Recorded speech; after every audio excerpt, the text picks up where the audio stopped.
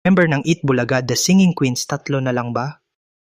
Pero bago po ang lahat, kung ikaw nga ay isang legit Dabarkads at gusto mo palaging updated sa ganap ng ating mga paboritong Eat Bulaga Dabarkads, mangyari lang mag-subscribe sa aking channel dahil sagot ko na ang kwentuhan. Maraming salamat po.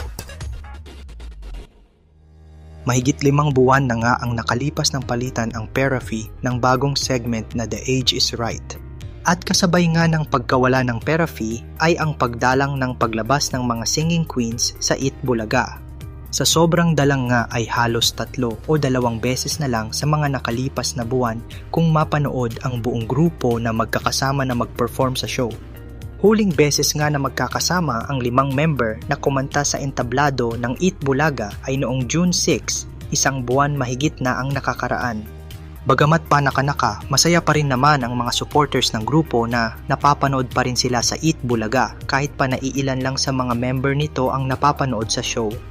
Pero napansin naman ng ilan sa mga taga-subaybay ng Eat Bulaga na 3 member lang ng Singing Queens ang madalas nilang nakikita. Ito nga ay sila Singing Queen Sam, Jean at Kissy, habang hindi pa rin nila nakikitang muli sila Singing Queen Anne at Eunice. Nagkaroon tuloy ng hinala at haka-haka ang ilan na baka daw wala na sila sa grupo.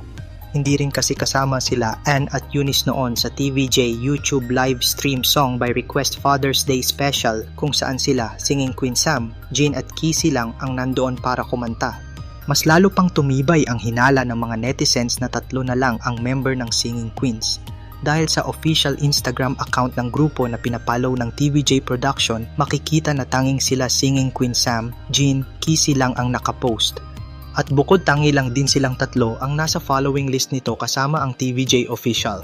Kaya naman, panay na rin tanong ang mga supporters nila kung bakit hindi na nakakasama sila Singing Queen Anne at Eunice sa Eat Bulaga. Gayunpaman, wala pang pahayag ang TVJ official na magpapatotoo sa hinala at haka-haka ng ilan na baka daw di umano ay 3 na lang ngayon ang member ng Eat Bulaga The Singing Queens. Hanggang dito na nga lang muna Dabarkads. Kung may reaction kayo tungkol sa video, i-comment nyo lang po sa baba. Pero bago po kayo umalis, pakipindot po ang subscribe button at pati na rin ang notification bell para updated kayo sa mga videos pa naming paparating. Muli, maraming salamat sa inyong panonood mga Dabarkads.